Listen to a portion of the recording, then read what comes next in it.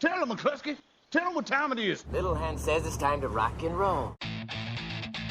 All you people are so scared of me. Come quietly or there will be trouble. Man, that's just me. I'm Batman. This is Sparta! There is a tiger in the bathroom! I'm an excellent driver. If it bleeds, we can kill it. Pop quiz, hot shot. Keep the change, you filthy animal. Who's the girl? Her name is Jess, Farhad. She's our intern. Oh. You hitting that? I'm right here. No, Farhad, I'm not hitting that. You should hit that. Yeah, hi. Still right here. I totally hit that.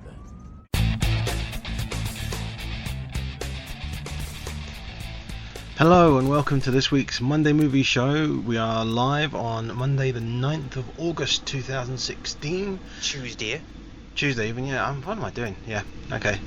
There. Tuesday. Should I just stop the show and start again? Nope. We don't have time. Yeah, we are live though anyway, as usual on Spreaker. If you're joining us live, you can join us in chat in the bottom right hand corner of your screen, little chat icon thing, click on that, send us some messages, be nice though. If you're listening to us anywhere else, then of course I'll give you the details as usual of places that you can find us and details about the show and such. mondaymovieshow.co.uk is the website address. Facebook.com/Monday Movie Show is one of the places. Twitter, you can find us at Monday Movie Show, and you can also email us mondaymoovieshow@yahoo.com. So that's all out of the way.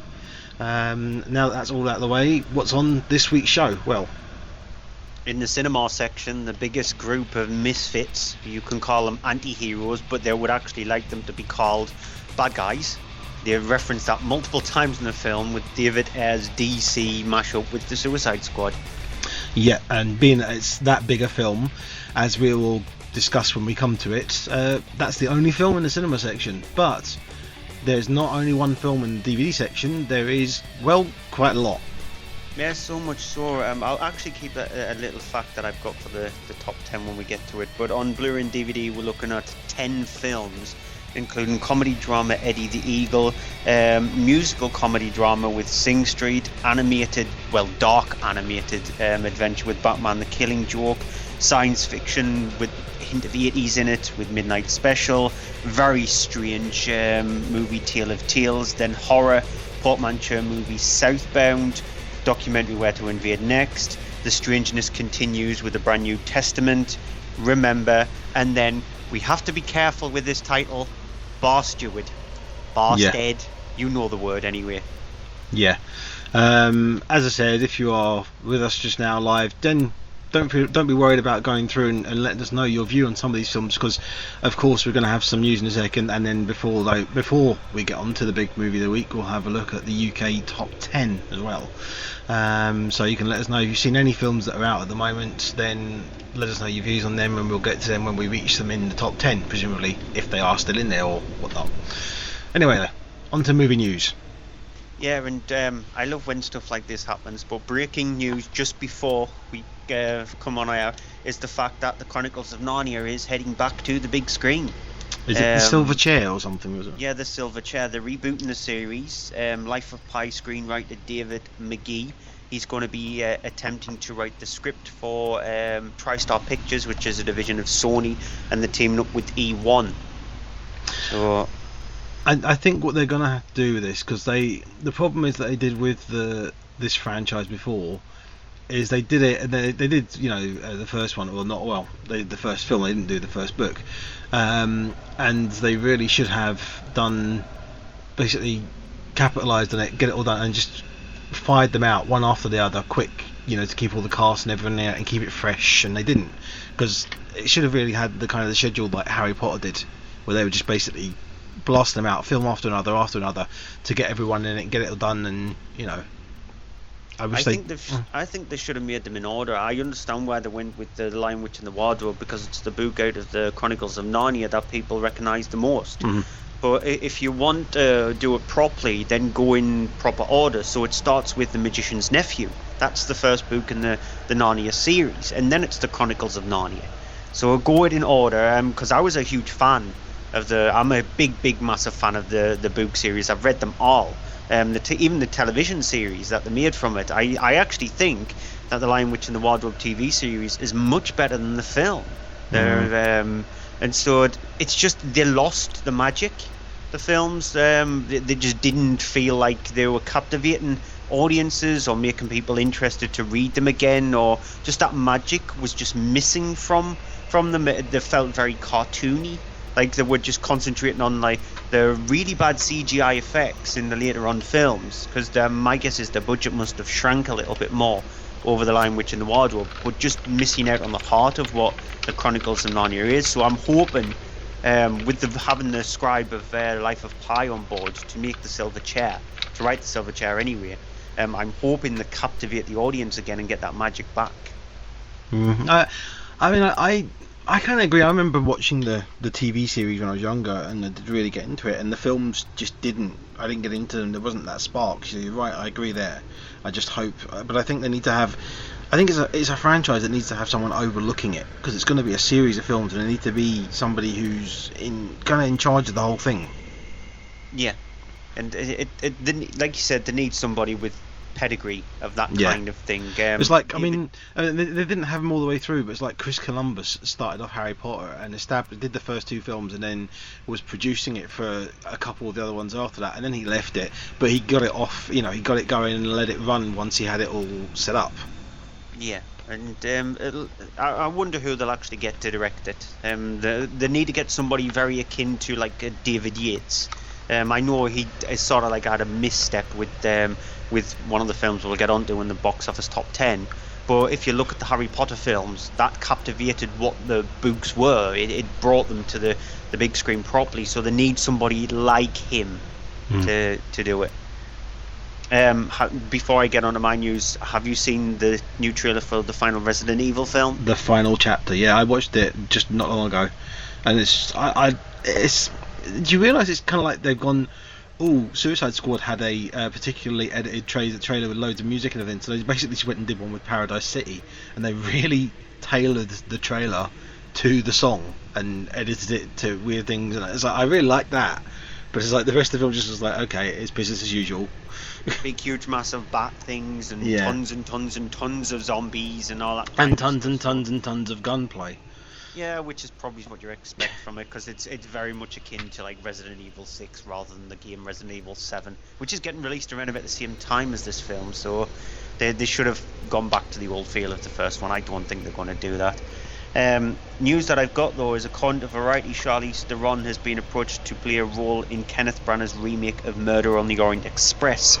Angelina Jolie was meant to star in the movie, however she is now passed on the role. I guess the thing is that Angelina Jolie has kind of left acting now and gone into directing, and not really been interested in doing acting things. I think she's either that, or she's not interested, or it's just the case that because she's doing directing that it's kind of fallen to the wayside a bit. Charlize Theron though has gone from strength to strength after Mad Max, and then obviously because of that gone into the Fast and Furious films, which she's been doing, and then now she's become hot property. Yeah, I would have found it interesting to see Angelina Jolie as a sort of like younger version of Miss Marple, rather than going with the Hercule Poirot character with Murder on the Orient Express. Go with Miss Marple on it and just do a little tweak to it. So I think she's got that kind of look to her. But Charlize Theron is also a good choice as well if they're going down that route. And it's sad that I actually know about that, so I'm going to move on.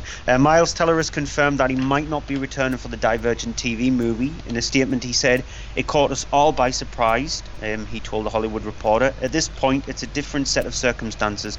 We'll see. I honestly haven't talked to anybody. Lionsgate have confirmed they plan to present the idea of a Divergent series to 12 interested networks next week." Yeah, I still think this is a bad idea. I think if you're going to do that, fair enough, do it after the first film, or maybe even the second film. Don't then go and split the third and final book into 2 films, make one of them, and then go, no, we don't want to make the last one. Yeah, and also Miles Teller has turned around and says that he would definitely be up for doing another Fantastic Four film. Yeah, that's not going to happen. That's just not going to happen. It is rumoured that Fox is going back to the drawing board and speaking to Marvel to bring it pretty much in-house again, like has happened with Spider-Man and Sony. Sony and Marvel are sort of like teaming up now. Sony have sort of like relented. By the sounds of things, it's only rumours, but Fox might be thinking of the same idea and going back to Marvel, and so then bringing the Fantastic Four in-house again. So maybe that'll actually bring a bit more stability back to it.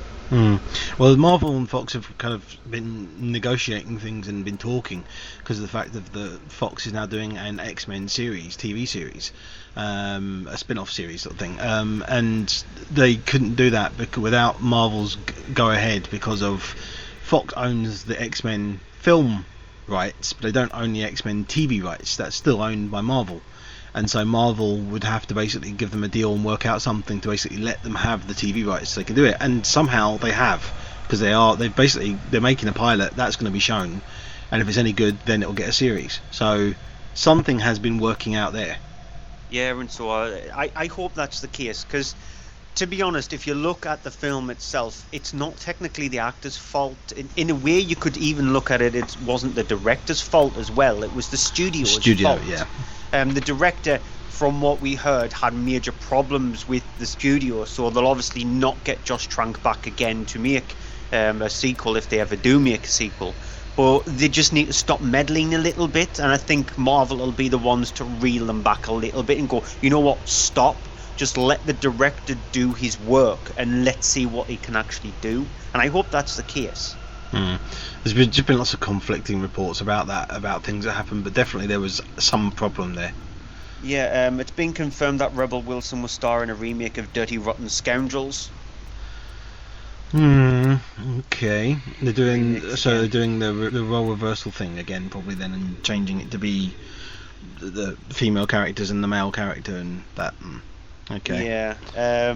This one I doubt you'll actually care about at all. Let's see what Kat will actually see in the live chat if she's seen the original. But Peter Block, one of she has. We've seen the live play one as well, and the live play one was nothing to do with Pride or anything like that. This piece of news. Oh, this piece of news. Okay. Yeah, Peter Block, one of the producers on the Saw films, has picked up the rights to make a remake of Pumpkinhead. That's probably gone straight over your head. I know of Pumpkinhead. Yeah, Lance Henriksen is in the first one. They made 3, I think. 4, something in that region there. I actually really liked the first Pumpkinhead film. I actually quite like the sequel as well. But yeah, it's a very strange design. And Kat has never seen it. Boo. She's supposed to know stuff about horror films as well, so boo on her. Yeah, but she likes the really trashy horror films. She likes stuff that's Pumpkinhead are really trashy. She likes like 1990s made by sci-fi horror movies. That's the kind of thing she likes. I think I'm gonna get this. I'm gonna get it so badly after the show. Yeah, the third one was definitely one of those movies. So yeah, David Yates. So speaking about David Yates, has confirmed he will direct the sequel to Fantastic Beasts and Where to Find Them, and that it will be out at the end of 2018. J.K. Rowling has supposedly already finished the script on it. I've seen the trailer for it now, because I hadn't seen the trailer for Fantastic Beasts, and I gotta say, I kind of am excited by it. I like the look of it. I like the fact of it being the set in the time it is, kind of like a prequel to Harry Potter sort of setting, and that, and it's in the real world thing. It's not all set at Hogwarts sort of thing. I like that. I do think that looks kind of fresh and different. So I'm looking forward to seeing, what happens with that. Yeah, Mashable have confirmed that Willem Dafoe will be voicing the character of Ryuki the Shinigami in Adam Wingard's remake of Death Note. Do you have a clue? I know the name. I can't put anything to it in my head right now. Yeah, Ryuki the Shinigami is the one who is sort of like the thing that grants the person who's got the Death Note the wish, and tries to actually persuade him to sort of like eggs him on a little bit. So I love the fact that Adam Wingard's the one who's remaking it, because he's just finished off the Blair Witch. It's kind of like the Wishmaster sort of thing. Sort of, a little bit like the Wishmaster, but the Wishmaster is the traditional djinn kind of thing where you've got 3 wishes, whereas the Shinigami is you get this book called the Death Note and you write in it the name of the person you want to die. Yeah, that sounds familiar. So yeah, I'm really looking for. I love Adam Wingate stuff, so I'm actually really looking forward to it. And Death Note is a really interesting manga. Illumination Entertainment have confirmed that a sequel to The Secret Life of Pets will be out in July 2018. That was obvious, wasn't it, considering how well it's done? Yeah, they just have to make sure that they have that magic ingenuity there again, because that's the thing that's making them good. Don't do a Monsters University thing, because that was just awful. Had none of that, none of the magic.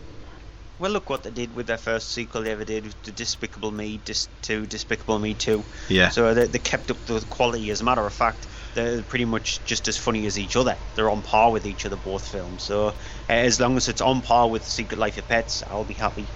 And final piece of news is Jessica Chastain and Jake Gyllenhaal have been confirmed to star in a movie version of the Ubisoft game The Division. I think this could work very well, because it is a very kind of... The Division, I haven't played it, but from what I've seen of it, it's the kind of thing that lends itself very well to a movie. And especially being a kind of, a sort of a SWAT thing. And I like the idea of that. I mean, I think it's something that can be done really well, and it's kind of clicked in with that whole Tom Clancy thing. It's Tom Clancy, isn't it, that writes It is Tom Clancy. Yeah, he wrote. I don't know if it's actually written any novels on it, but no. Obviously it's taken in. It's set from ideas in his stuff. So there's a lot of that kind of all the details and everything they'll have from his other works, and it's the kind of thing that will play very well, I think. Yeah, it uses the Tom Clancy's name because Ubisoft surprisingly have the right to his name, even though Tom Clancy is no longer with us. Yeah. And they created The Division, I think it was something like 6 months after Tom Clancy passed away. So they were still able to use his name, and obviously they put it on there to add a bit more recognition to it. But if you've got Amazon Prime, there is a 35-minute sort of like short movie regarding The Division, which was released around about the same time as the game, so that'll give you a feel of what the film could be like. And they've got two huge massive giants there, and Jessica Chastain and Jake Gyllenhaal starring it, so at least they're actually going for the jugular with that, aren't they? Yeah. That's it. That's all I've got for news. Okay, box office top 10, starting at number 10 with Legend of Tarzan.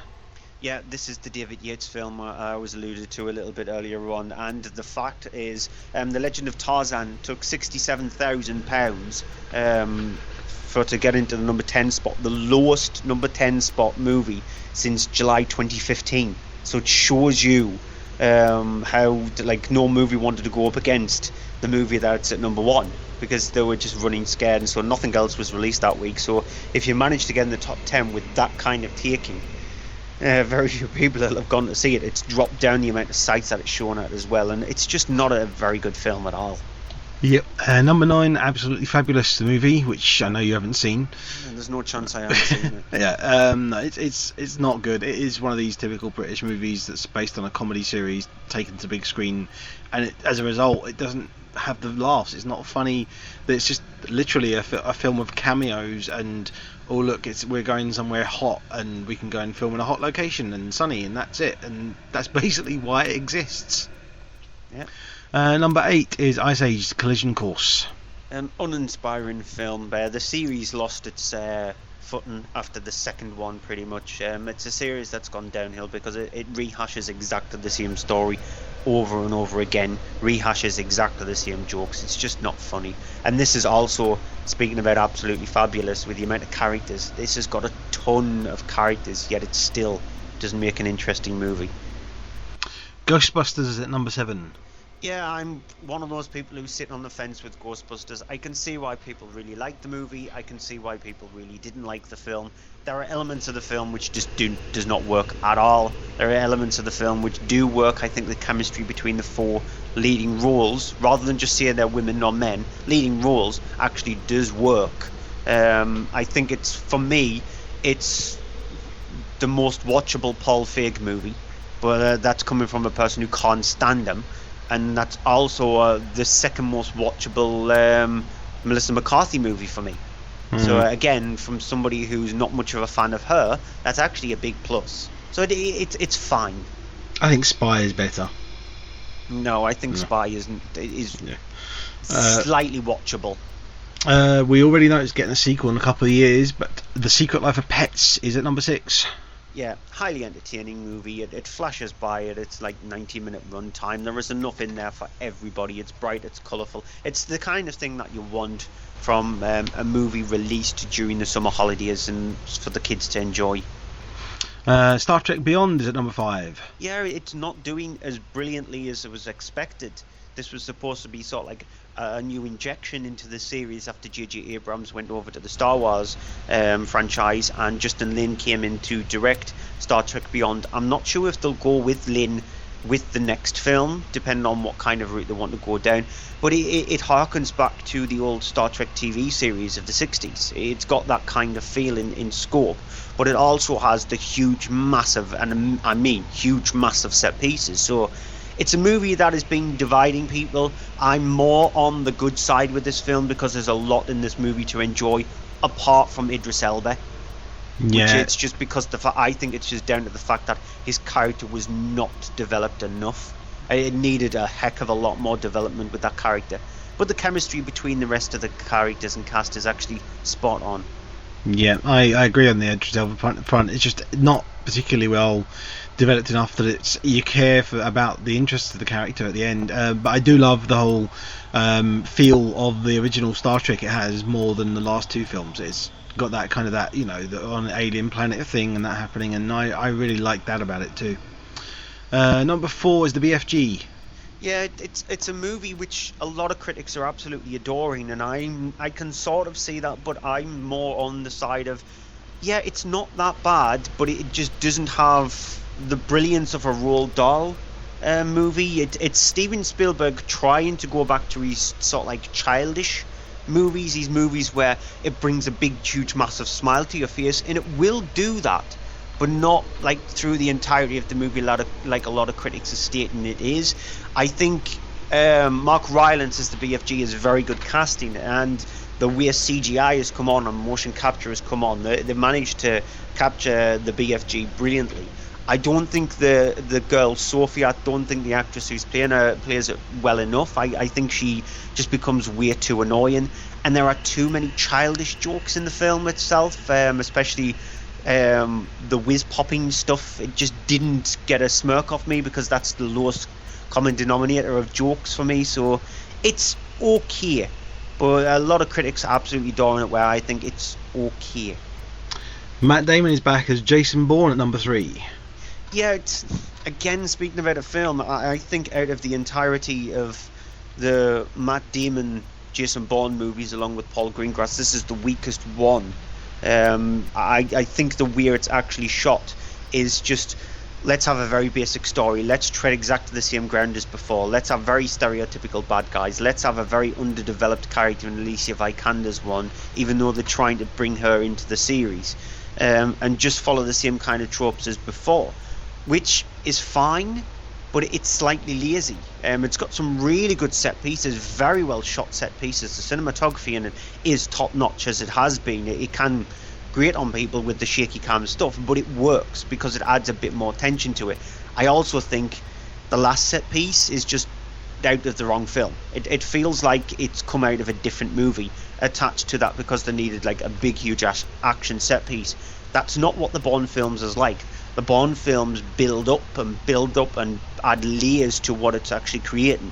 The final, I would even go as far as third, just feels like it's from a different action movie. Finding Dory is at number 2. It's not as good as Finding Nemo, but it would be really difficult for it to actually get up there. It's still a really entertaining film. The character of Dory, because of the disability that she has, and the amount of characters in the movie also that's got disabilities, it's a very good movie that talks to children going, yeah, it's fine, not everybody is exactly the same, everybody has something different to everybody else, so treat everybody exactly the same, but you know that that's not the case. And I love that about the movie. It doesn't talk down to people by giving that off, shoving it down your throat, but the story is always there. It flows really well. The animation is really nice from Pixar. Pixar have done better films, but still, it's a very good film. Because we're doing the show on a Tuesday, it means we're on the latest update to the top 10, which includes this week's new releases, and in particular the number one film being Suicide Squad, which we'll go into the review for that. One quick note on the Suicide Squad. It's got a brilliant opening amount of money. It's actually better than what a lot of people were expecting it to take, 11.2 million. Now, Deadpool made more. However, if you take Deadpool's previews money out of that, it would have actually done less than what Suicide Squad would have done. And considering that both of them were rated 15 movies, Suicide Squad has actually done better than Deadpool. Right, so Suicide Squad then, which is directed by David Ayer, who also wrote the film. It is the third in the DC, what people are calling DC Extended Universe series of films, following Man of Steel and Batman vs Superman. You have the whole thing being a completely sort of different direction, where you have all of these kind of bad guys, as we had said earlier on, that you have amongst them characters such as Deadshot, played by Will Smith. You have the female character Harley Quinn, played by Margot Robbie, who is the kind of the girlfriend of the Joker, who we know, anyone who knows Batman will know sort of the Joker character. You have this woman in charge of a sort of part of the government, played by Viola Davis. She plays Amanda Waller, who has had a plan basically of the whole thing of, as someone says very early on in the film, what would have happened if Superman had flown down, ripped the building apart for the White House and kidnapped the president? Who would have been there to stop him? Who could have stopped him? Sort of a thing. And of course she has this idea of then what she's going to do is take people like Deadshot, like Harley Quinn, and all these other sort of captured villains, and basically force them into working for them in order to get things, missions and such whatnot done. Here's a clip. Injection you got. It's a nanite explosive. It's the size of a rice grain, but as powerful as a hand grenade. You disobey me, you die. You try to escape, you die. You otherwise irritate or vex me, and guess what? You die. I'm known to be quite vexing. I'm just forewarning you. Lady, shut up! This is the deal. You're going somewhere very bad to do something that'll get you killed. But until that happens, you're my problem. So was that like a pep talk? Yeah, that was pep talk. Grab what you need for a fight. We're wheels up in 10. You might want to work on your team motivation thing. You heard of Phil Jackson? Yeah. He's like the gold standard. Okay? Triangle, bitch. Study. So you have this movie then that centers around all these characters that have been thrown together. The first sort of 20 minutes of the film starts to set up and establish these characters. As I said, you have the main kind of ones being Deadshot, Harley Quinn. You have a character called Captain Boomerang, who is a lesser known, though sort of faithful character to ones that are known from the comic books. You have this character called Diablo, who has the ability to manifest fire. You have this woman who's there, who is not a member of the Suicide Squad, but she's brought along, and she's this character called Katana, who is she has this sword which traps the souls of anyone that it kills. So you have this kind of weird things of that, all these kind of comic book elements that are brought together, and they're sent into this city which has kind of been evacuated after the effect of a witch called the Enchantress, who's kind of started building something there magically, and is kind of getting ready, sort of tearing this city apart, and they are sent in to try and stop her. The thing with Suicide Squad is it is a lesser known comic franchise from the DC comics, but the thing is that admittedly there are problems which we'll get to in a minute, but I'm going to say, because there's been lots of reviews that have been really quite negative about it and really harsh on it, and it's done staggeringly good in the box office, in America alone, taking $135 million in its opening weekend.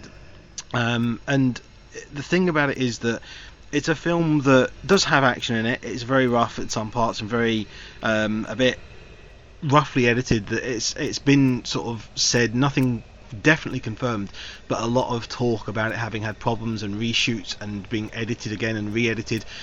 You do have the appearance of the Joker in the movie, played by Jared Leto this time, who supposedly had a lot of his sequences were cut out and left on the cutting room floor, along with other sequences as well.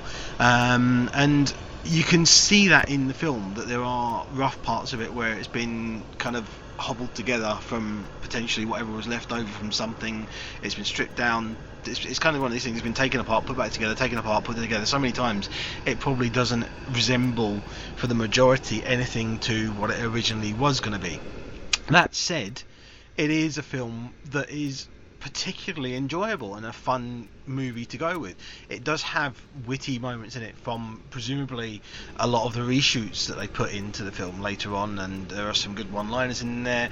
There are some sequences that are really fun. But the thing is, what's key to it for me, and this may be why I suspect if you don't like it as much as I do, the reason is because I do know something of the Suicide Squad characters. I do know something in particular. I mean, a lot of people know of Harley Quinn. I think that's been a part of the big draw of the film, because a lot of people wanted to see Harley Quinn on the screen. But for me, the character of Deadshot has been note perfect in this film. I really love the character of Deadshot in this, because it's really well written out. That you have this whole thing of he's kind of the reluctant bad guy. He doesn't really like what he does, but it's the only thing he does. There's a scene in it where he has a mask that he wears, but they make a point of him not wearing the mask all the way through, because obviously it's Will Smith. But someone says to him, why put it on? You should put it on.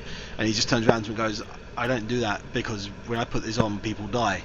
And there's a regret to him because of the fact that he's got his daughter, who is the one who basically ends up getting him arrested in the sort of cameo scene we see in the flashback at the beginning, which is a cameo that involves, you have a hero from the other franchises in this making appearance. You have a couple of superheroes making little cameo appearances in the film, but the thing about it is, as I said, the character in particular of Deadshot and of Harley Quinn, and the way they're portrayed by Will Smith and Margot Robbie, is why I enjoyed this, why I got into it, why I connected with it, and why I cared about the characters by the end of it.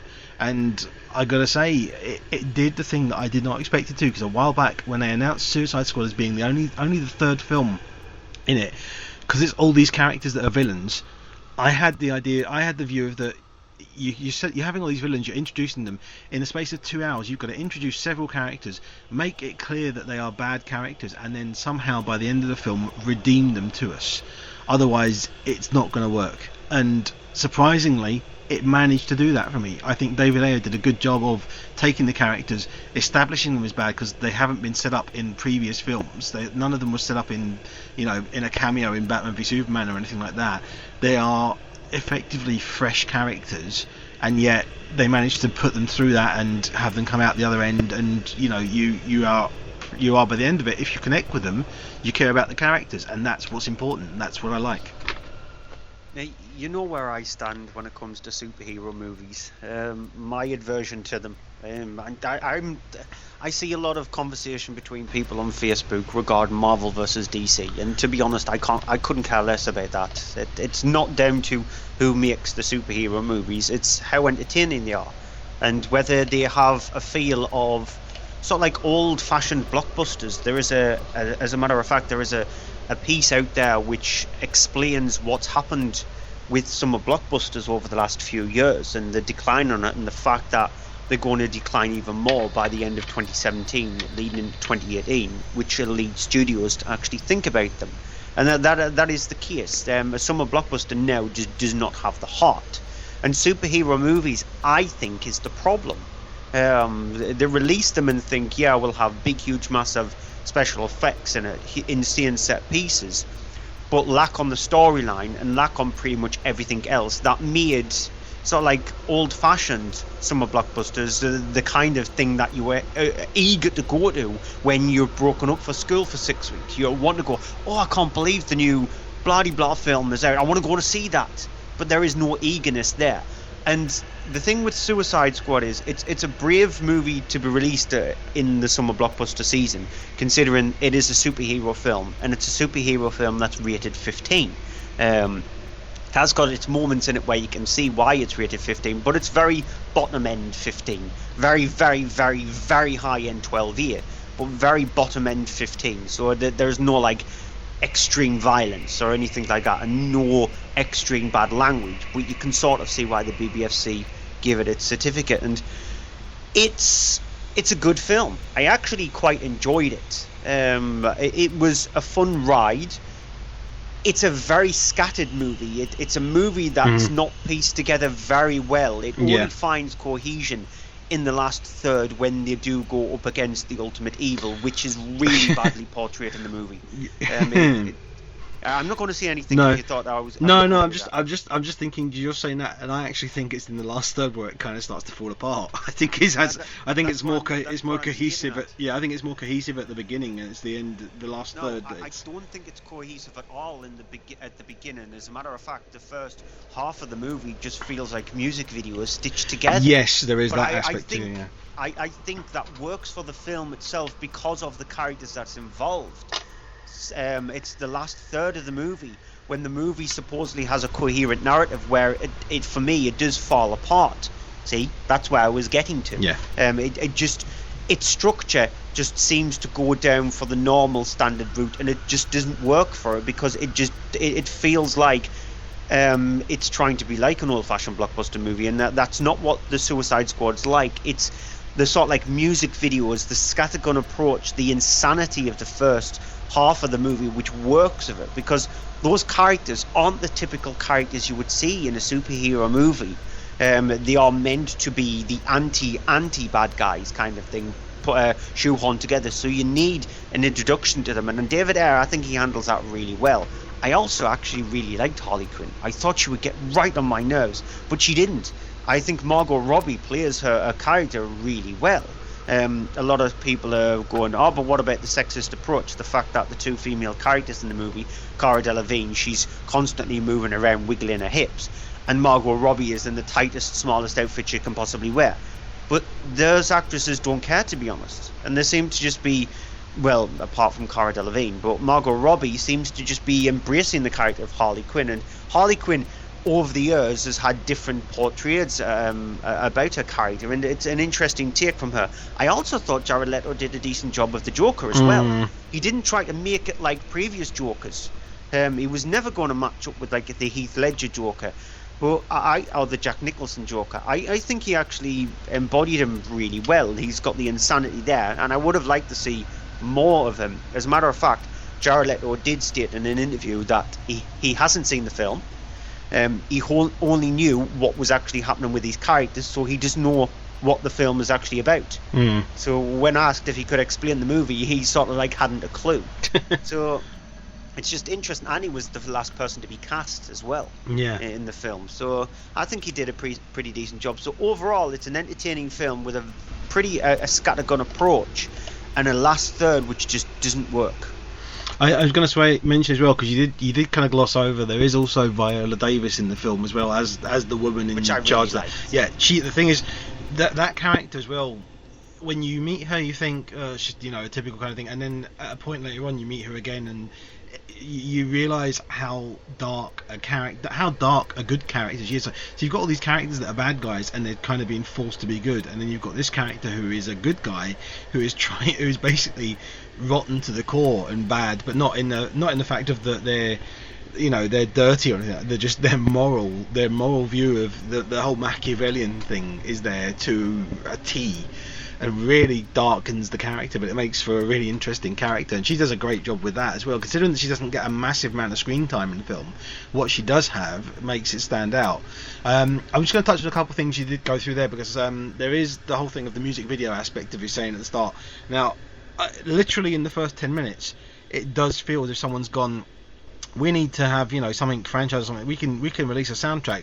They did that with Guardians of the Galaxy, and they put loads of these songs in there, and it made it all really good, and then they released a soundtrack with it on there, and it literally feels like someone's gone behind the scenes and gone, we need a soundtrack, put this music in, and because in the first 10 minutes there are 8 or 10 tracks played at different points, that it really does become like a music video fest thing in the beginning, and that was a little bit annoying to me.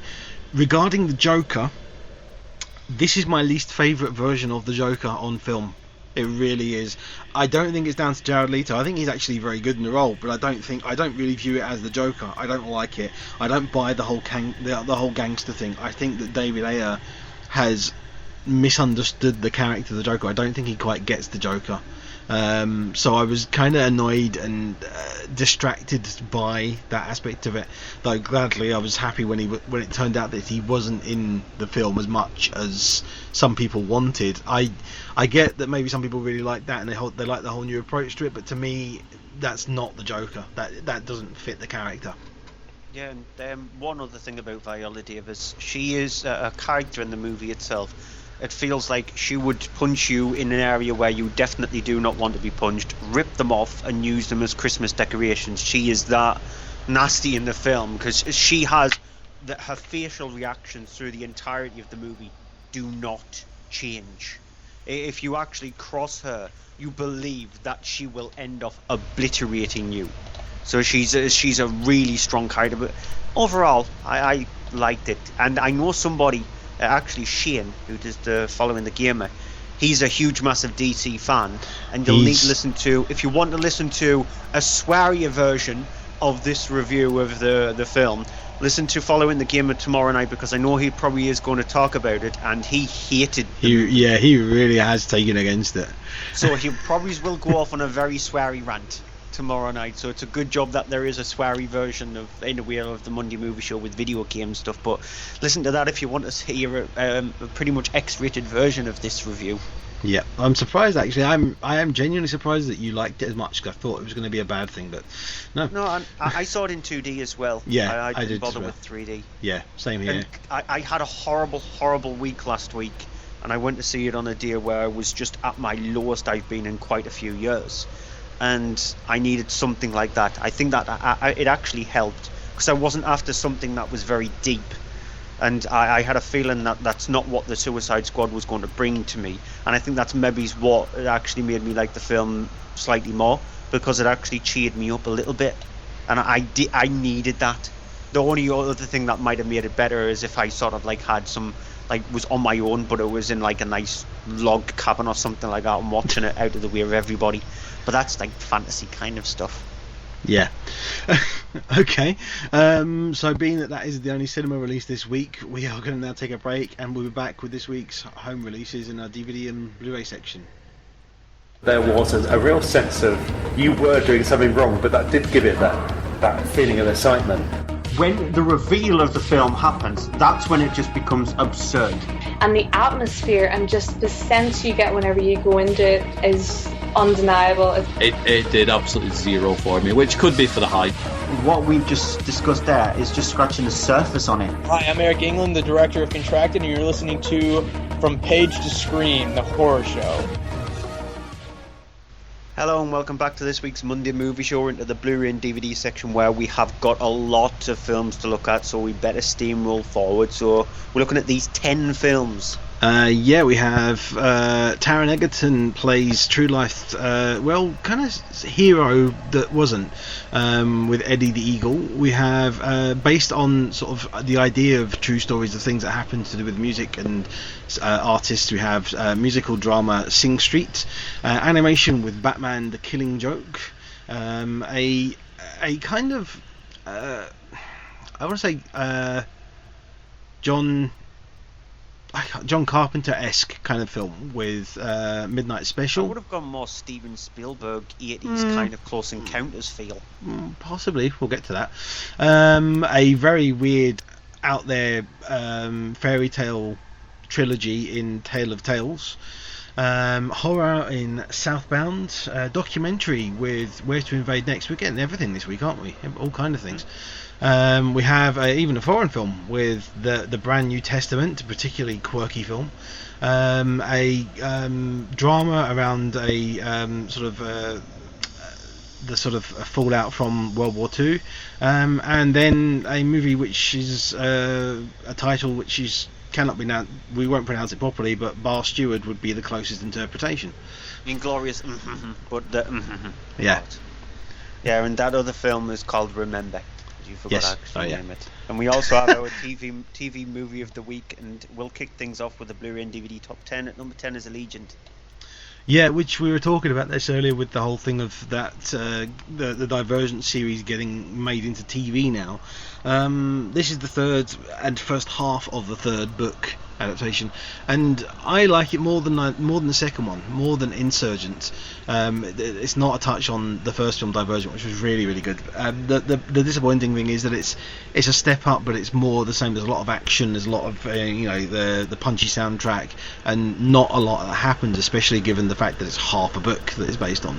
And it's just a shame if this is the way they end it. They need to have a proper ending, not just trail it off into a TV series, because that's kind of a bit of a slap in the face to people that did enjoy it, like myself. Yeah, and what I find interesting as well, it would have been the first film where it would have had the third book split into two films, where the second part wasn't called a part 2. Because you look at the Hunger Games Mockingjay Part 2, you look at Twilight Part 2, you look at Harry Potter Part 2, it would not have been a Part 2. So that gives you an indication that it should not have been two films. It should have just been one movie and made a much more coherent one and just ended it. I'm trying to think if it was is it Allegiant is the third book, or is that they called it Allegiant? They came up with that title, and then the fourth one was going to be the same title as the book. I think that's the way it goes, but it was Lionsgate being greedy. Oh they no, should not have done that. There was going to be Ascendant, wasn't it?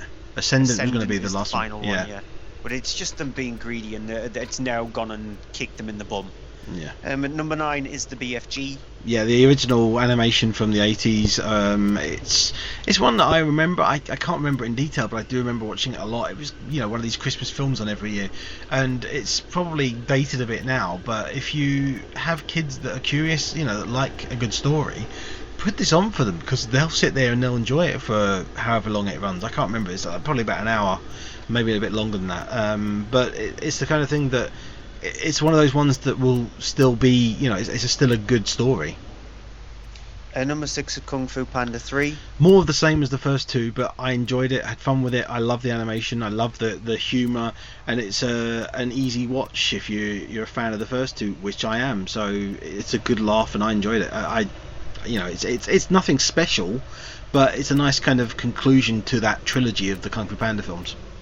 Number 7 is Finding Nemo. Yeah, obviously in there because of Finding Dory's out, which I still haven't seen Finding Dory yet, and I do want to see it.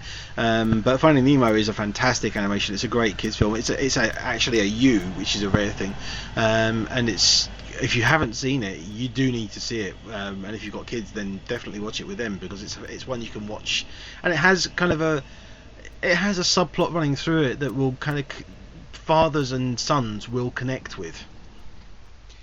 Number 6 is Deadpool. Yeah, witty, funny, crazy, ridiculous, all these kind of words, and yet so good. Number 5 is a new entry for My Big Fat Greek Wedding 2. Yeah, I haven't seen this, but you have. Yeah, I reviewed it last week. It's not very good at all. It's very, very stereotypical Greek kind of thing. So all that mozza and every kind of opaz known to man, it's not very funny. And number 4 is London Has Fallen, which is not very good at all, really. It's terrible. It's a shame, given that the first one, Olympus Has Fallen, was basically a film to better Die Hard at the same time when the Die Hard film was released out, and then they did the sequel, which has basically just been the terrible sequel. Dumb action, dumb story. Even in fact, so much as to make action boring. That's how bad this is. It actually makes action boring. And number 3, we'll quickly gloss over it, is Batman vs Superman / Man of Steel double bill. So that's BVS Dodge. Number 2 is Zootropolis, which I really love. And again, the whole thing of we were talking about animation films. The key is the ingenuity, the design of the world, the humour in just the setting, and the things like they have this world filled with animals of all different types and colours and sizes and everything, and things like the idea of a train having 3 different doors for different size animals and little things, little dormouse kind of door and all that sort of thing, and the humour in it there. It is a film that has some slightly scary moments for very younger audiences, but it's a witty, very, I think, greatly sort of paced, great humour, and it's a fun one. That it's kind of also about the subject of treating others fairly and people being sort of left aside and stuff, and it's kind of good that it touches on that. It's one of those ones that actually has a message behind it, sort of thing, but it's never preachy is the thing. And at number 1 is a new entry for Batman vs Superman: Dawn of Justice. Yeah, which includes both the theatrical version and the extended cut, the Ultimate Edition. Never watched the theatrical version unless you're curious just to see how badly it was edited. And if you're curious about Suicide Squad and you haven't made up your mind yet, watch the versions of it and see how they stripped away things from the theatrical version of this film, and then watch the extended version, and you can see just how much they kind of butchered it a bit. And the similar kind of thing has happened with Suicide Squad, but it's not as bad a result in the end. Yeah, and I think Batman vs Superman: Dawn of Justice, the Ultimate Edition, I felt exactly the same as I felt when I saw the original version, the theatrical version. It's very meh. I think it's better than that. But on to Eddie the Eagle then. Yeah, directed by Dexter Fletcher. I think it's his 4th film that he's done. The last one being the Pretenders musical, which I still haven't seen yet. It's not on, actually, surprisingly. I keep missing it when it's on. So it is the story of Eddie Edwards, who became known as Eddie the Eagle in the 1987 Olympics, 1988 Olympics, Winter Olympics in Canada. We have the character being played by Taron Egerton, though we're introduced to him as he's early on in the film as a 10-year-old and 15-year-old, when he starts becoming interested in Olympics and decides that he wants to be an Olympian. Going through so much as all these sports and everything that he tries to get into, finds his way into sort of skiing, but then finds that he is basically being sort of blocked because he comes from the kind of background that is not considered to be Olympic material. So he starts looking into different alternatives, finds that there is no Olympic ski jump team for Great Britain. There hasn't been one for some time. The record for a British Olympic ski jump is something low, like sort of 10 meters.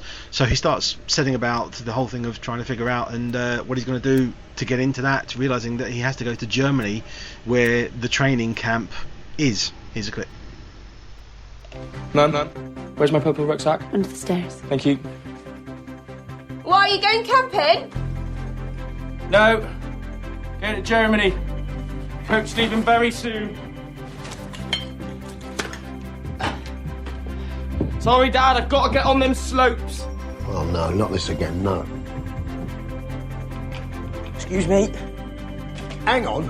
What am I going to tell your plastering teacher?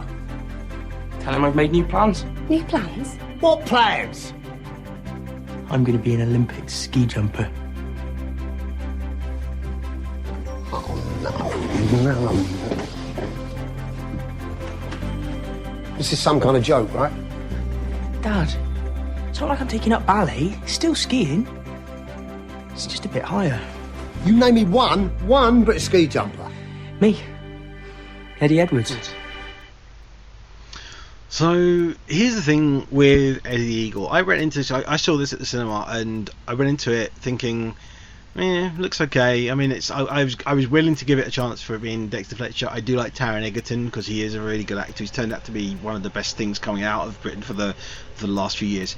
And I was completely surprised and blown away, and not only just by the film itself, but emotionally by the film as well. It's a film that it is really kind of uplifting. It is a film about the whole thing of going on against, well, not necessarily your adversity, but struggling and never giving up sort of thing.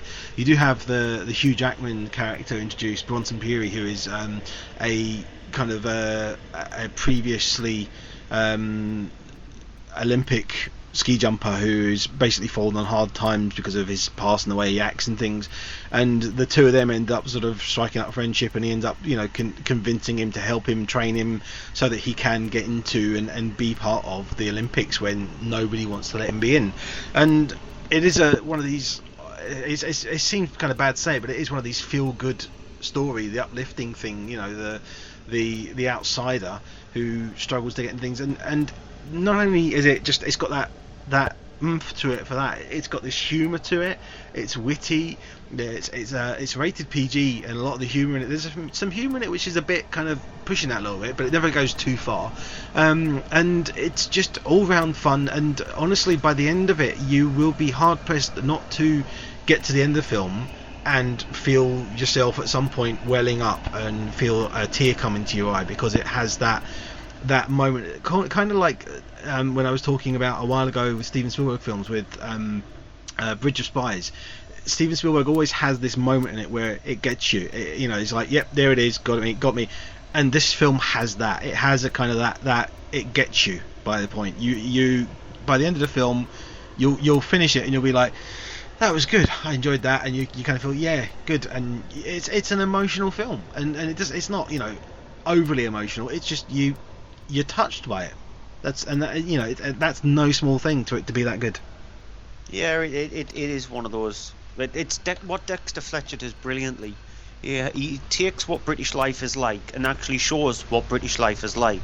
He never tries to candy coat it. He never tries to make it more gritty or anything like that. He goes, you know what? This is exactly what life is like for this group of people. This is what it was like for this person, etc., etc.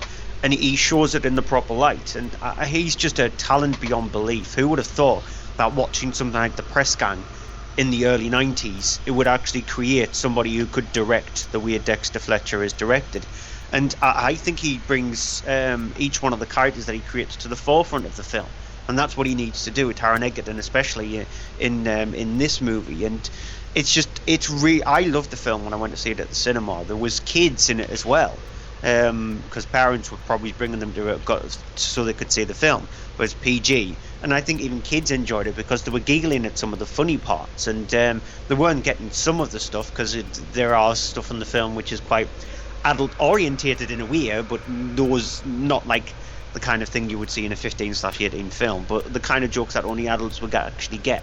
But there was still stuff in there that kids enjoyed as well, and that's indicative of what Dexter Fletcher does. So I really, really like the film. It's one of the best British films of the last few years. Yeah, I completely agree. Sticking with the sort of like British slant, or in this case Irish, Sing Street. Now, Sing Street is a small little film. It's about a boy in Connor, played by Ferdo Walsh Pilo, and I think this might be his first film that he's ever done. I think it's his first feature film. I think he's been in something for TV. Yeah, I wouldn't be surprised, because everybody starts on like TV, whether it be Casualty or The Bill or somewhere, if you're going all the way back to that kind of stuff. But everybody pretty much starts in TV, British actor-wise. And it's set in the 1980s, and it's about a boy with his family, and family is always constantly moving around. He gets sent to this Irish Catholic school, very like the priest who's in charge of this one pretty much doesn't like anybody. He's actually slightly violent to his students. There is a scene which is indicative of that, where he grabs hold of Connor's head and shoves it in water to wash up all this makeup off his face, because what Connor does is he gets a group of kids together to create a band, and doing music of things like the New Romantics and the music of like the late 70s, very early 80s, so everything from Duran Duran to Depeche Mode to The Cure. And so the film itself is about these group of misfits in a way, sort of like creating music, some brilliant music, and trying to sort of like push themselves more forward, dig the confidence out. Here's a clip.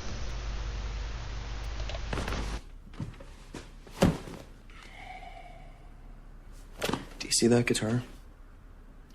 I used to be able to play that guitar well.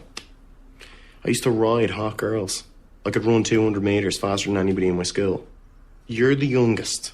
You get to follow the path that I macheted through the jungle that is our mad family. I was alone with them for 6 years. You think they're crazy now? Think about what they were like when they were in their late 20s. 2 Catholics in a rented flat with a screaming baby who just got married because they wanted to have sex. They didn't even love each other. I was in the middle of that, alone. And then you came along, thank God.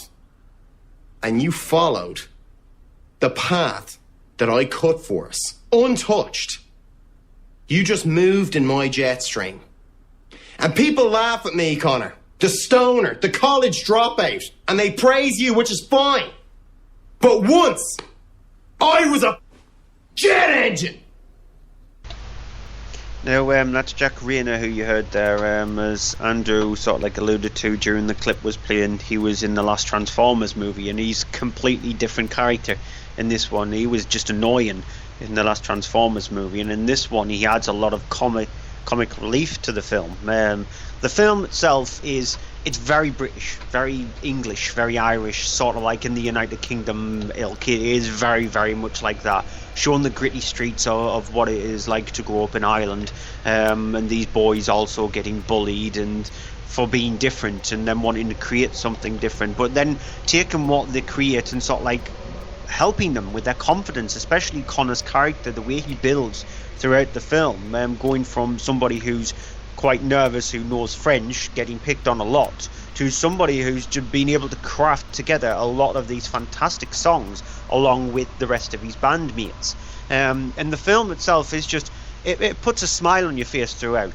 It's got some fantastic musical numbers. The music that they create is 100% original, but it also has this brilliant soundtrack, which was released on vinyl as well, of music from the late 70s leading up to the 80s. There's an indicative scene early on in the film where you see them watching a Duran Duran film, Duran Duran music video on Top of the Pops, and Jack Rayner's character along with his brother Connor, who's played by Ferda Walsh-Pilo, sort of like having a conversation and the parents wondering what's going on, and then Jack Rayner's character going all the way through the step by step of how the video is done, and that sort of like flows throughout the entirety of the film. So it's a really enjoyable movie.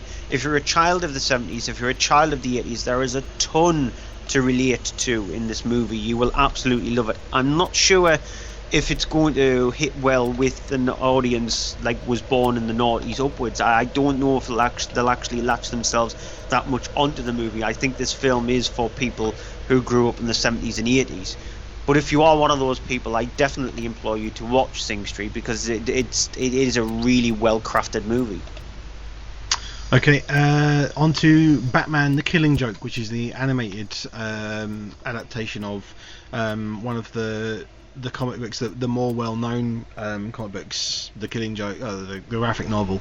It is. I don't have a clip of this one, but basically it's an adaptation. The weird thing is, it's a 75-minute film that has been made with the first half hour is extra material that they've added to make it a longer running time, because the content of the graphic novel is only a single edition. It's not one of these ones, the stories that spread over lots of things, lots of editions, and so there's a lot of material to it.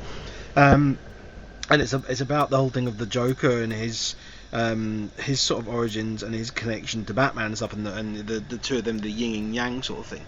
But the problem is that it's a film that they have added in this extra half an hour stuff. The creators of the film have made this own sort of little story up that leads into it and leads into things, and that is completely superfluous to the film. It doesn't feel like it's needed. It really shouldn't be there. They should just have left it out and just gone with the 45-minute version of what there was from the original comic, because the original comic is one of the ones it's really kind of an iconic thing. It's got this whole thing about the Joker and the relationship between them.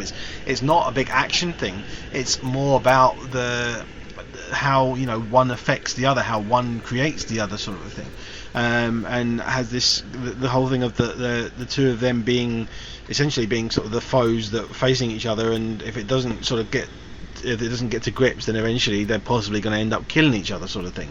And it looks at it's more kind of meta than any of the other sort of Batman things you're likely to have seen. The last 45 minutes of it I liked for that. The other half hour of it is just, I really don't see why they bothered. It's just because it has this storyline to do with Batgirl and all that being tied in, and the things they change, and they just add stuff that really just feels like, why did you bother?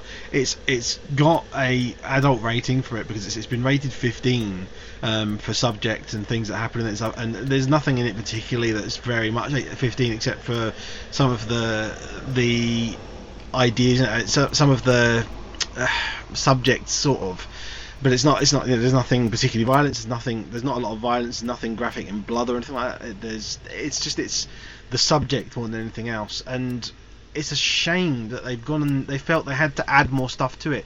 They should have just gone, as I said, make a 45-minute film. Would have been fine, but as it is, they just completely messed with it, and there was no reason for it, no need. Right, on the Midnight Special, directed by Jeff Nichols, it centres around a small boy called Alton Meyer, who's played by Jaden Lieberher.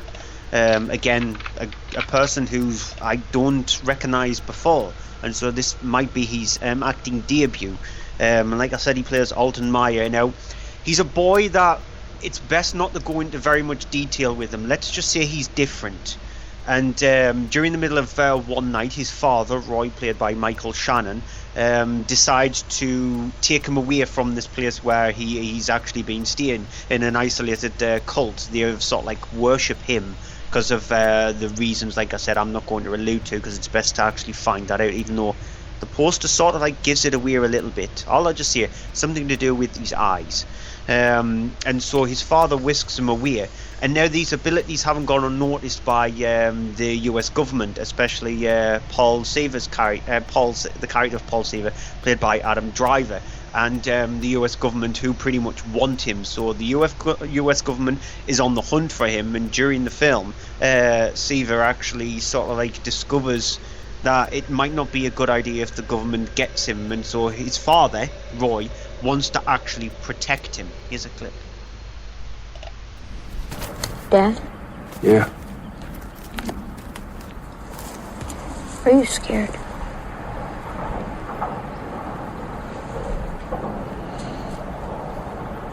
Yes. You don't have to worry about me. I like worrying about you. You don't have to anymore.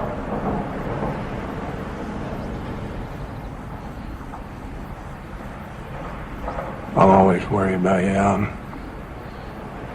That's the deal.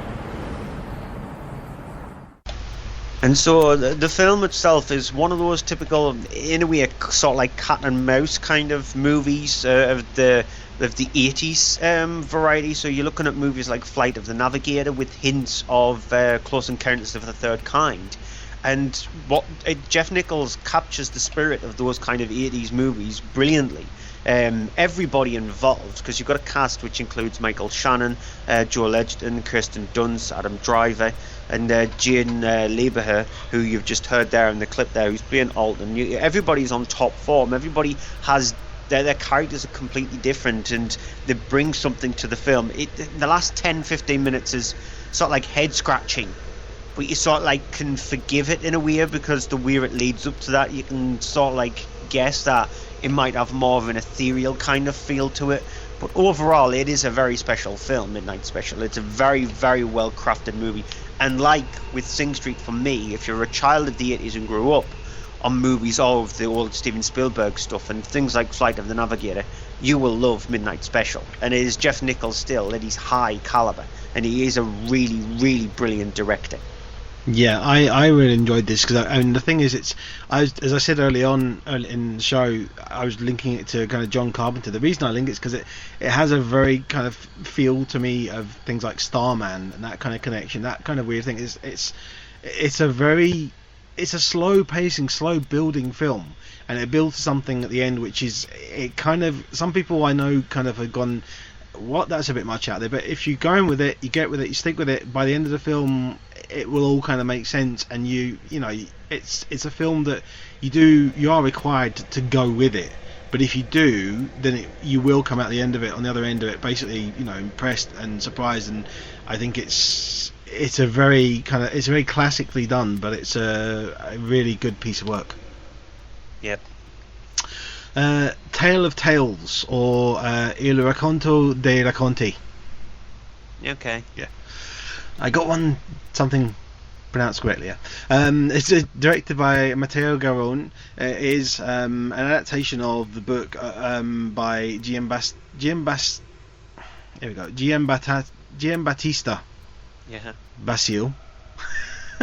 And it's a kind of a weird trio of fairy tales, but very kind of almost kind of Brothers Grimm sort of level fairy tales. You have these three stories of one of a queen played by Salma Hayek. You have another one of a different, not related king played by Toby Jones, and you have another one of these two sort of sisters. I'm not sure the names of the actors who are playing it, but it's a trio of these really weird fairy tales. And in the first one you have, as I say, the queen played by Salma Hayek. She and her king played by John C. Reilly have been trying to have a child. They have been having no luck with this, and they're approached by a man who tells them of a way potentially to do this using mystical, magical forces. Here's a clip. You want a child? Every new life calls for a life to be lost. The equilibrium of the world must be maintained. Do you understand? I am prepared to die in order to feel life grow inside me. We are speaking of possibility, not certainty. Are you willing to accept the risk? What must we do?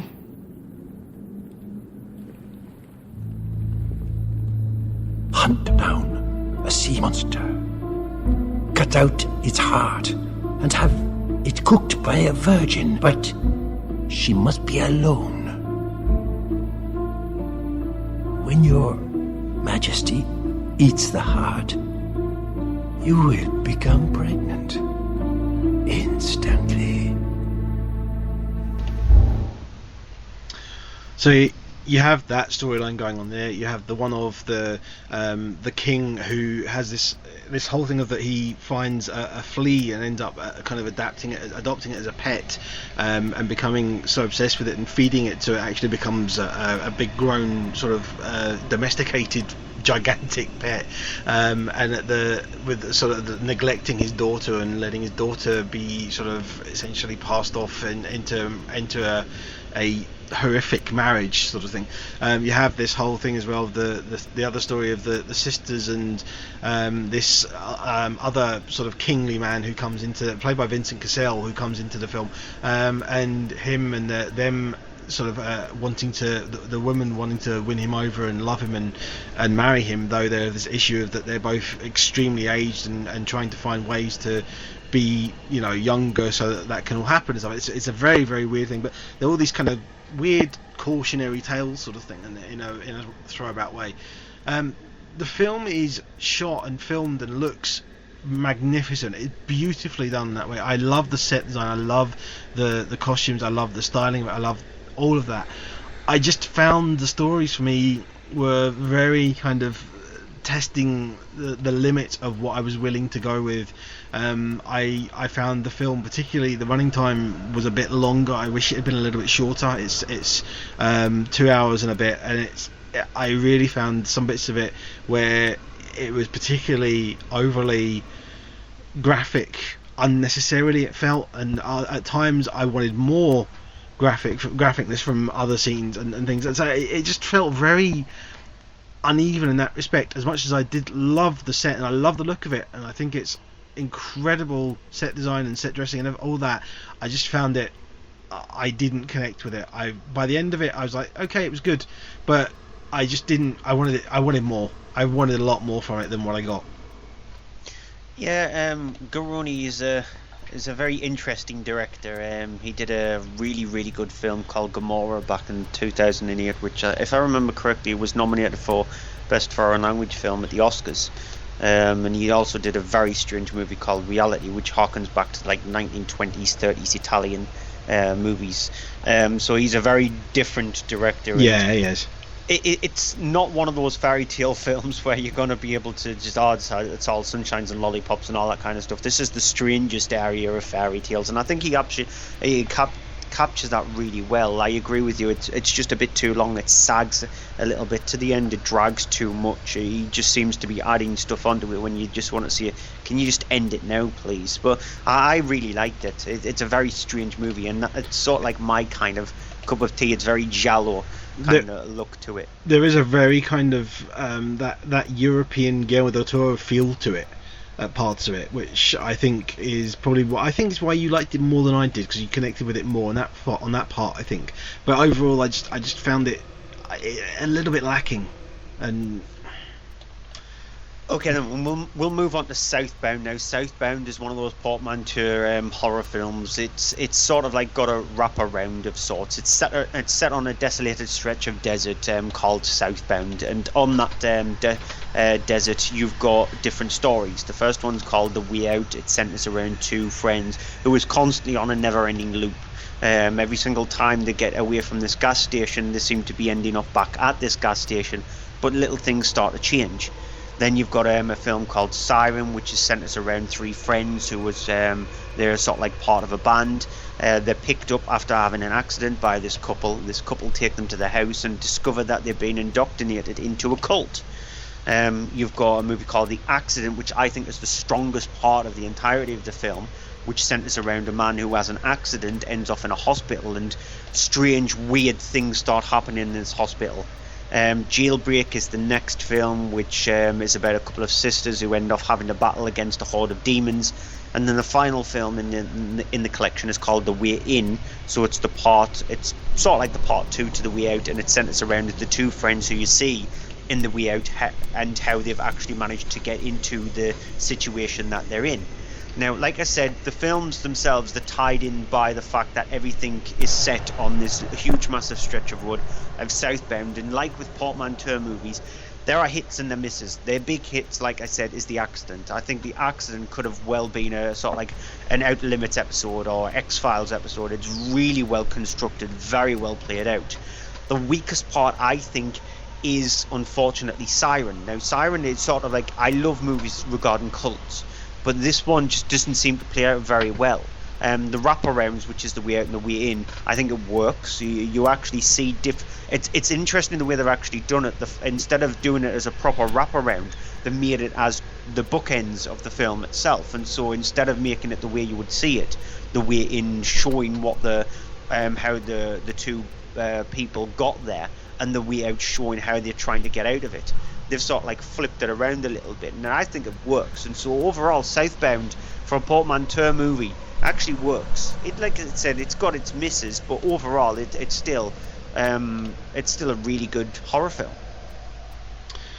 Okay, Where to Invade Next is the new documentary from somewhat controversial director Michael Moore. In this movie, he has the subject is basically a bit of a dig at the American government and the way, obviously, about how America has invaded countries for certain things, but it's not really about that. It's just using that as a sort of a launching platform to go into other countries, travel around the world, and see how these different countries have basically something that he could go there and take from them, and an idea of how they run something, how a policy they have, how they do things differently than America does.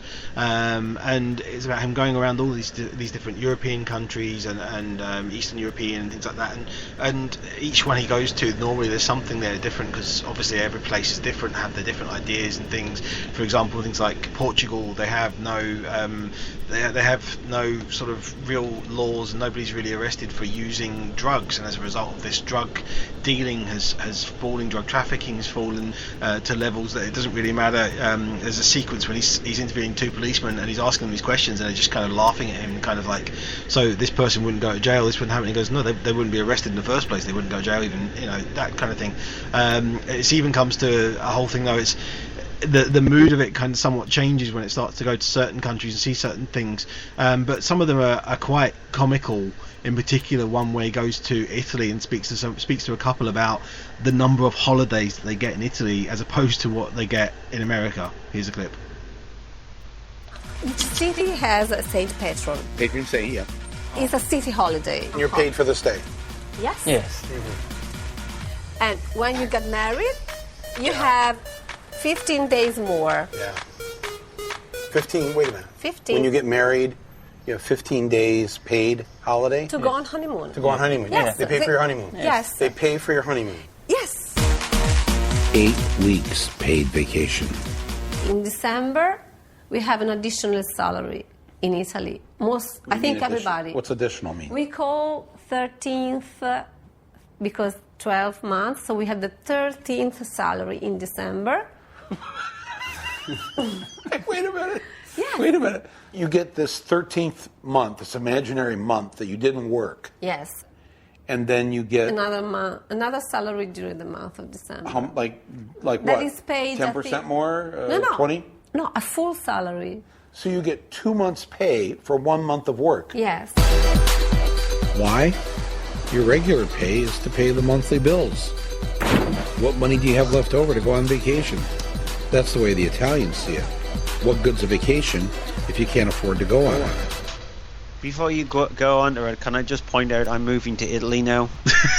Yeah, there are a lot of moments like this where in the film you think, oh, that would be nice to go there for that reason. The thing is with this, it's a film that Michael Moore is well known for doing things and picking things that are controversial and kind of pointing at them. And he I don't want to say kind of like starts a fight. He tries to start, but he does point out the bad things and go that. The thing that this movie doesn't do, because he starts going through all these places and looking at them and saying, look at what they got, look at how, this happens, look at why they do this and everything. And part of it is very good, and I really did kind of enjoy it, and I got into it. And it starts doing this whole thing that's saying, looking at the country, looking at how they got it, and it then makes the joke of, I'm going to plant a flag here, and I'm going to take this idea back to America, sort of thing.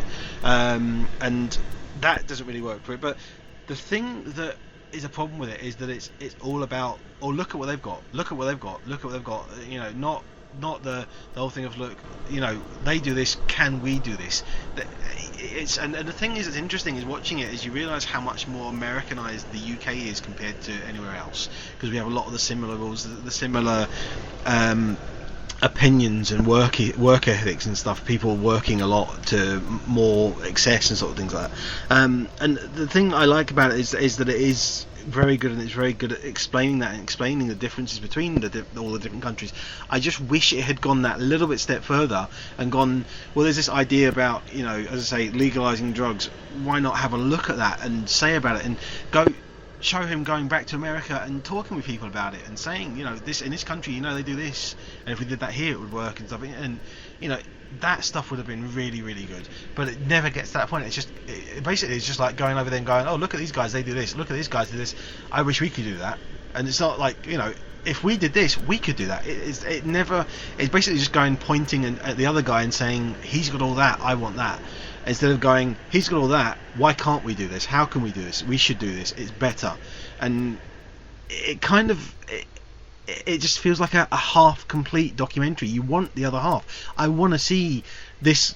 I'd love to see like a follow up to this of him basically going back to America and going around and seeing all the people connected with all these different things, prisons and drugs and that kind of thing, and speaking to them and saying, why can't we do this? Why? Because the thing is, well, that it does do, that Michael Moore is good at doing. He has no problem with basically shining the light on the bad parts of America, the problems with America, the prison system, how messed up it is, and the problems there. He has no qualms with showing that, and I do like that about him. But he never kind of then goes to the next step and says, well, they're doing this. This is what we could do to fix it. It never goes to that point, and I wish it would. Right, moving on to the Brand New Testament, or Les Tout Nouveaux Testaments. See, that's how you do it. Directed by Jacques Van Dommel. It's a very, very strange movie from Belgium. It centres around what if God was actually one of us. Literally that song, What If God Was One of Us. Oh no, that's in my head. I know, well done for me doing that.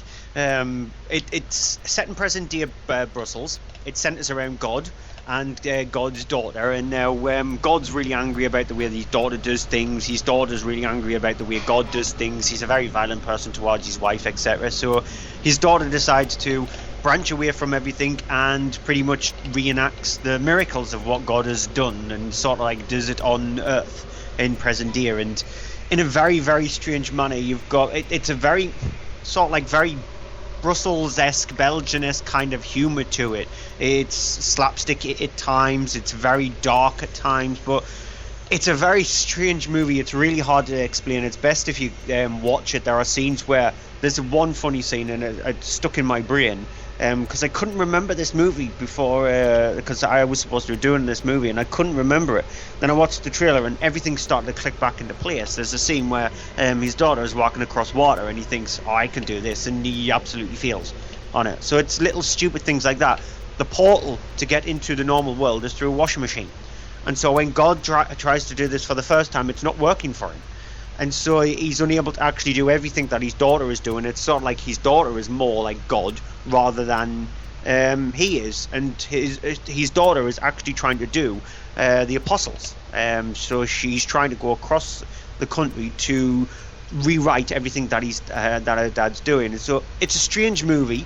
If you open your mind to some insanity, then I think you'll find a lot to like about this movie. You'll smirk, you'll giggle, you'll smile, which is what I did.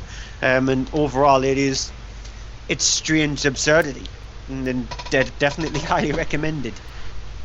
Okay, Remember is the movie by Atom Egoyan. It is a drama thriller that centers around a couple of characters, the main one being Zev Gutman, who's played by Christopher Plummer, who, as we're introduced to him at the start of the film, he's living in a retirement home. He has dementia, so he does not remember things such as his wife Ruth having passed away. We're told the week before, and then he meets with one of his friends, Max, played by Martin Landau, who explains to him the whole thing about that he had made a deal with him that when Ruth had passed, he would then go on basically a mission, because of the fact that these two men are both survivors of Auschwitz. And it's a case of that Max has been looking into things and trying to find a particular link to someone who may be connected to all the whole things that happened at Auschwitz, in particular to the deaths of their families there. So he goes on a journey with this letter in a kind of Memento-esque style. He has this letter that he reads and remembers and goes through it, and is following this to find a list of instructions that have been left by Max, who is wheelchair bound and unable to do it himself. So of course it leads into certain things, including in particular going into a gun shop to buy a gun. Here's a clip. Okay, beginners usually go with a 22. It's light, easy to use, very little recoil. Yeah, I think that's what my friend suggests. Okay. In my opinion, you might as well get yourself a BB gun if you get a 22. Look, now I'm not trying to give you the hard sell, but $500 more, you can get yourself a gun with real stopping power. Now this is a 9mm Glock 17. Glock? It is German, no? Well, you're in the right neighborhood, manufactured in Austria. That's the most popular law enforcement pistol in the world, okay? It's got very little recoil, so probably won't hurt your hand, but it will definitely hurt the intruder. It is easy to use, I hope. Yeah, it's simple. Yeah, would you mind, could you write down the instructions for me? Sure. I mean, I can show you how to use it. No, that would be good, but please, write it down for me. Sometimes I forget things. So, it's going back to thinking about things like Atom Egoyan's last film that I saw, because I didn't see The Captive, which he did before this, but I did see Devil's Knot, which we reviewed on the show last year, I think. Yeah. And that was a film that had a good set-up potential, but it just never carried it through. It never felt as if it had kind of the courage of its convictions, and it felt as if it got kind of lost in its way. But it does have this stoic way that it was shot, the way things were filmed, which it did. Atom Egoyan does have this sensibility of looking at things and taking them and kind of turning them on their head and looking at them differently. He has this really good way of doing that, and he does the same in this film, but he does this whole thing about, you have the character of Zev is constantly having to kind of remind himself, and he anytime he sort of falls asleep, he wakes up he wakes up, says his wife's name, thinking, oh, you know, Ruth, is she there? And then he reads the letter and realizes, oh, she's dead again, and it goes through it again, and it could be comical, but it's not. It's very endearing, and it's very well done, and Christopher Plummer is very, very good in it. I love his performance in this film. I was trying to see if you can get you to watch it, because I'm very curious to see what you would make of this. I found that it's a little bit predictable, but the thing is, it's a film that it takes its time going where it's going, but it has points along the way that it gets to, and they're kind of important points as it gets to building a conclusion towards the end. And I was really kind of taken with it. I really got into it. I got very engrossed in it, and I was very much sort of interested to see where it went, and not disappointed by the end of the film. As much as it did become a little predictable, I very much enjoyed it and found it to be a very good, very cleverly written film. And it's not, you know, nothing extremely brilliant. There's no big things or anything that you get to a point, and it's a very endearingly well written drama that kind of turns into a little bit of a thriller aspect. But I really did find it kind of this whole thing of the mission and him and the importance of that and what's going on, but yeah, at no point does it kind of descend into just the typical thing where you think it's going to go. It doesn't. It keeps going all the way to the end, and it's very cleverly done, I think. Right, on to the final film of this week's show, Barstead. This is the best way you're actually going to get it out of us on this show. It's directed by Powell Robinson and Patrick Robert Young. It's a small little horror film. It centres around 5 different strangers, newlyweds who are actually serial killers. So at the start of the film, you see them attacking a police officer with a hammer, which is a brilliant way to actually start your movie. You've also got a suicidal cop who's in a relationship with a black man, so two male officers in relationship with each other, and when you see him, the first time you're introduced to his character, he's actually trying to hang himself, dressed up as a woman.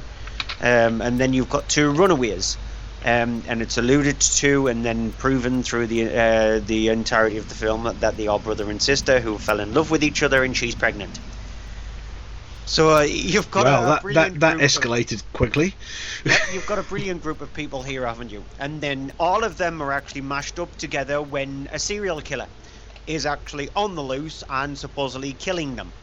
And so it's up to these people who are these 5 strangers who are interconnected by the psychopathic serial killer, who you discover has a very deformed son because she was abused by her husband, who tried to cut her baby out of her stomach. Yeah. The film itself is awful. It's really, really awful.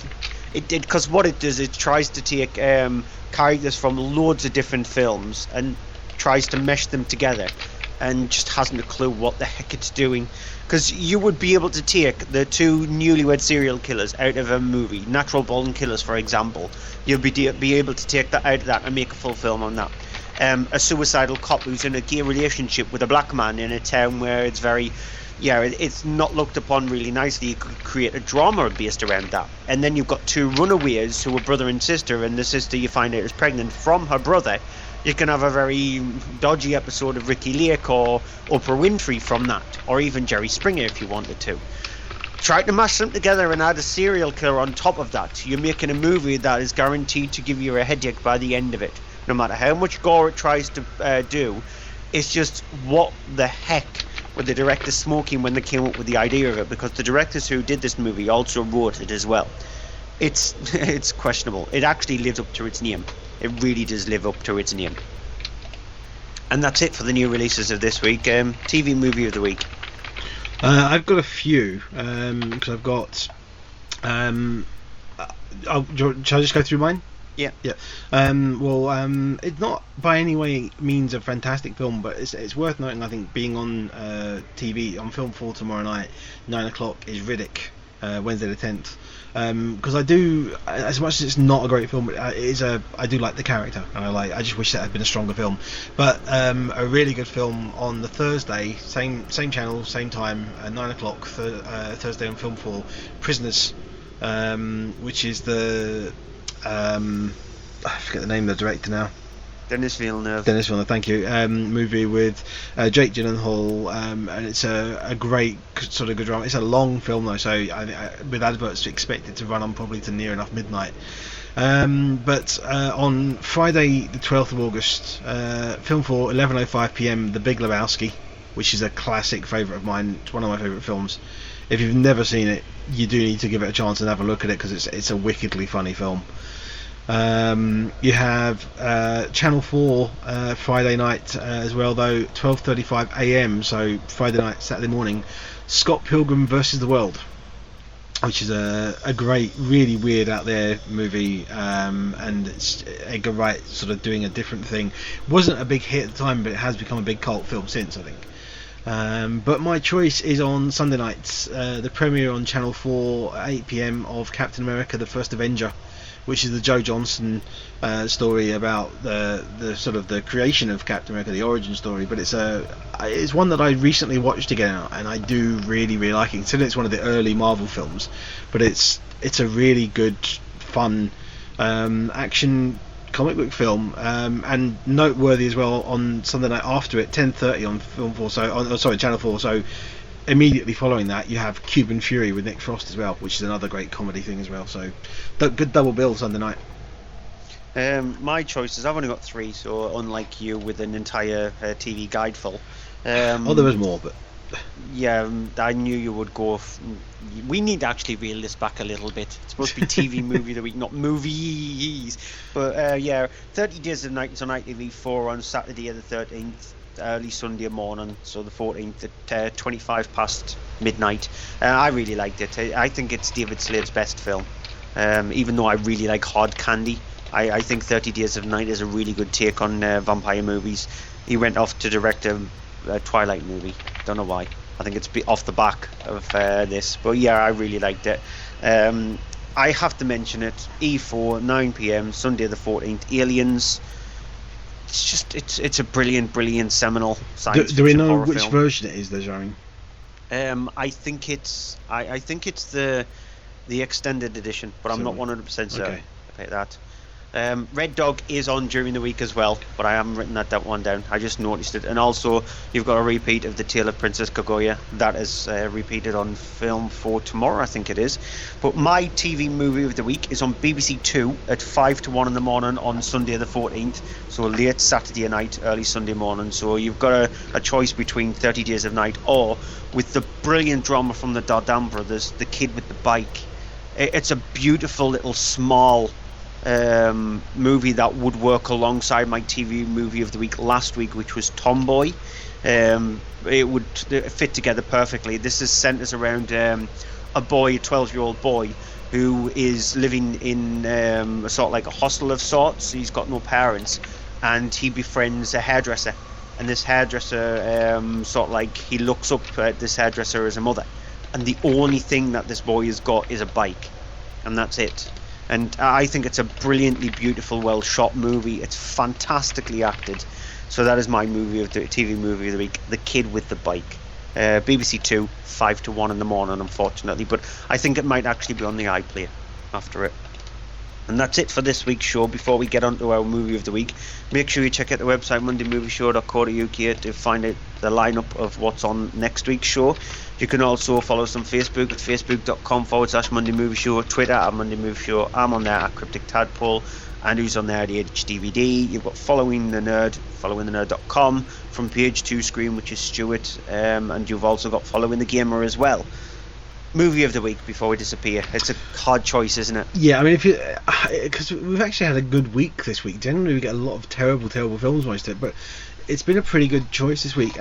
Cinema-wise, of course, Suicide Squad. If you like that sort of thing, if you're willing to go for it, if you're curious, then take the chance, go for it. You might come out and just think it was there, but I think you'll be, pleasantly surprised. Don't listen to all the negative reviews, because a lot of them have been very, very unfairly harsh on it.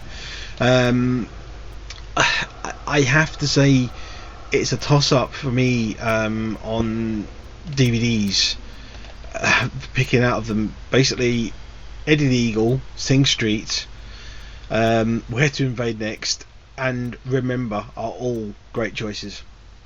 I can't pick one. And you've also got to throw in Midnight Special as well. Sorry, Midnight Special as well, yeah. I mean, it's a great week of films. Rarely do we get this good. I'm just dreading next week now. Yeah, I would have to see if I leave Suicide Squad out of the picture, I'm looking at DVD and Blu-ray stuff. I really liked Sing Street. I thought it was a very well crafted film. I'm more on the side of Eddie the Eagle.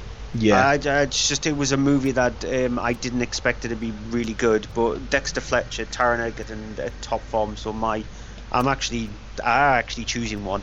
So I'm going for Eddie the Eagle as my movie of the week. And that's it for this week's show. We will be back next week. Keep an eye out on the website to find out when we're reviewing a few films, including the clip that we're playing you out with is Nerve. Yeah, which I have seen. Yeah, so until next week, goodbye. Bye-bye. Blindfolded on the motorcycle. You ready? Yeah. All right, remember, you're my eyes. Okay. Green. Hold on. Yeah. Just keep your eyes open. Okay. Hey, I know you're scared, but you gotta talk to me, V. Okay, wait. No. Lean, left or right. You are in control. Okay, speed up. Yes, ma'am. Okay, the next light is green. Good, all right, you got this. Okay, next light is... Come on, stay with me. What's going on? Next light is green. Faster!